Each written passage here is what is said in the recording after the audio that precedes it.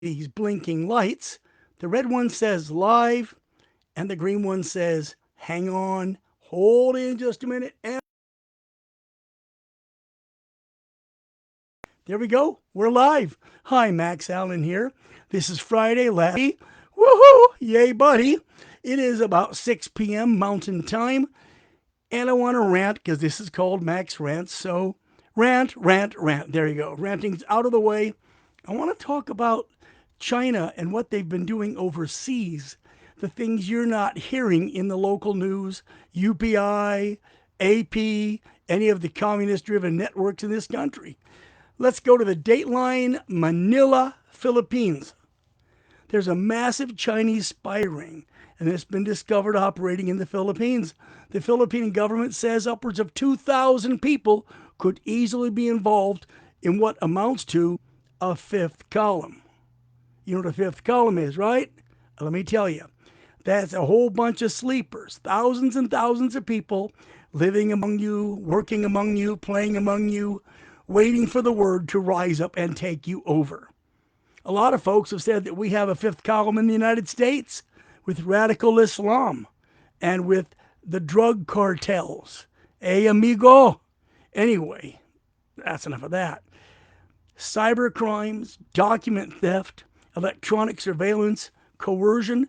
These are the things that the Philippine government is blaming these people for. They say that they've been pacing off buildings, measuring neighborhoods. They've been getting jobs over the last 20 years in government offices where they can copy or steal documents. They've been surveilling, what was it, a parliamentarian was found to have a bug in his office and a camera in his living room. So they're surveilling government leaders and they're coercing some. Be sure, as in America, anybody in power will take a bribe if it's big enough. And the Philippine people are going nuts. The government wants to know.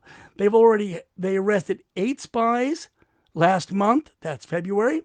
They've got 8 more in their sights right now, and the Army's getting ready to launch a dragnet. Now, dragnet's my word, but that's what they're going to have to do to catch these bastards. Round them up, send them back to China. Of course, China, oh, we didn't do that. No, we no spy on you. We're all good guys. Yeah, right. Thank you, Xi Jinping. Yeah, another opinion heard from the Ping Nut Gallery. You know, Manila has been ramping up their counterintelligence efforts for about a year now. And they got help because this is just overwhelming. So the American FBI, Australia's AFP, and ASIO have jumped in to help them to find these people, to ferret them out, to deport them, imprison them, or do whatever the hell you do when you have enemy spies in your midst. I mean, come on.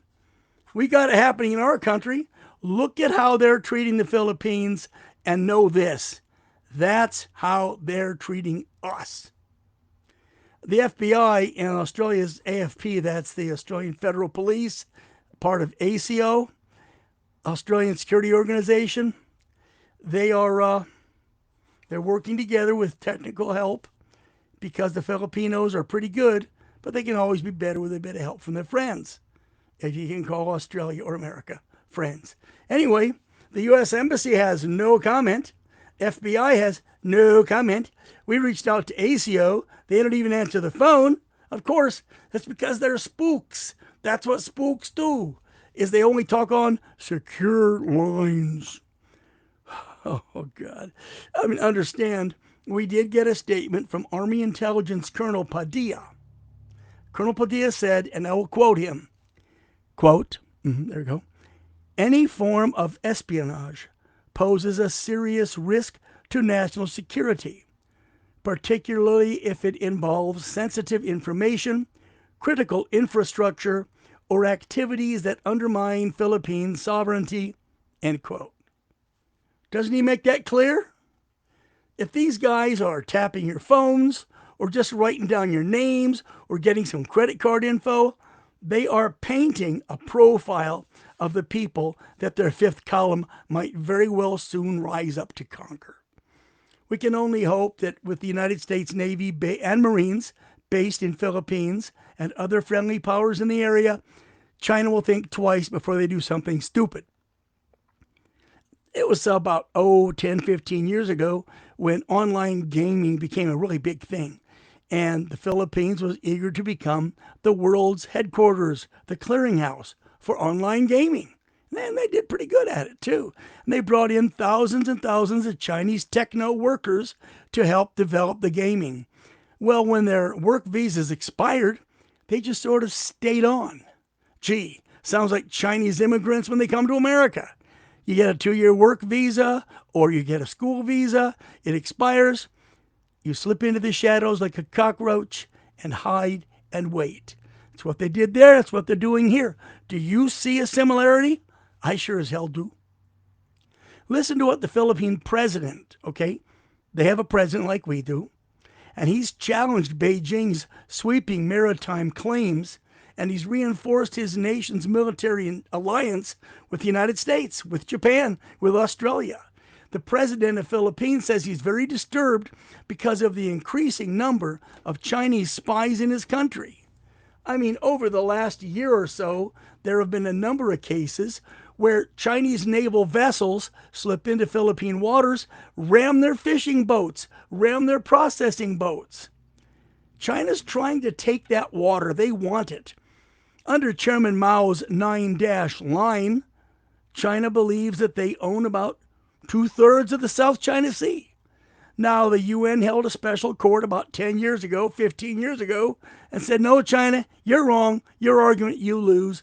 But that doesn't mean dick because they only pay attention to court orders in their favor. They continue running Coast Guard ships, naval vessels, and reinforced ramming ships to make hell for people in the waters of the Philippines, people in the waters of Vietnam, Cambodia. You see what's happening here? Now they've got a fifth column being built up in Philippines. Now again, we have the U.S. Naval Base at Subic Bay, where there are Navy, there are Marines. But if the Chinese come up in a fifth column, that may not be enough. It's kind of like the U.S. You couldn't possibly beat us if you invaded unless you had a fifth column that did it from inside. Well, we made some attempts to get a hold of China, anybody in China, anyone in any position, like a congressperson or a member of the Politburo. But as usual, you say, 你知道吗? They say, 不知道, 不知道. Me ask you, do you know? 你明白吗? No, we don't understand you. 不明白, 不明白, 不知道. That's all you're going to get from any government leaders in any country is a lot of crap or the same old bullshit. I don't know. Could have fooled me.